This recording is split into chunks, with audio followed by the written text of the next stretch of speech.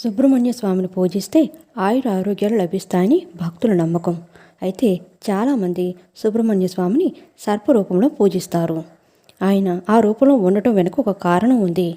సుబ్రహ్మణ్య స్వామి భార్య శ్రీ వల్లీదేవి ఆదిశేషుకి మనవరాలు. ఒకసారి సుబ్రహ్మణ్య స్వామి శ్రీ వల్లీదేవిని చూసి ఆమెను వివాహం చేసుకోవాలని భావించాడట. వెంటనే ఆదిశేషు దగ్గరికి వెళ్ళి, నేను మీ మనవరాలు వల్లీదేవిని కళ్యాణం చేసుకుంటానని చెప్పాడట.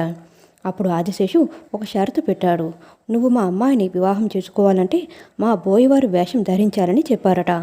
దానికి సుబ్రహ్మణ్యం సైతం సరేనని బదులిచ్చాడు. అయితే వల్లీదేవి కూడా ఒక షరతు పెట్టిందట.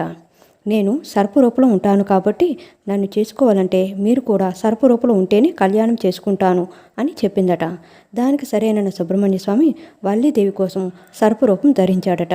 అప్పటి నుంచి ఆయనను సర్పరూపంలో పూజిస్తున్నారు.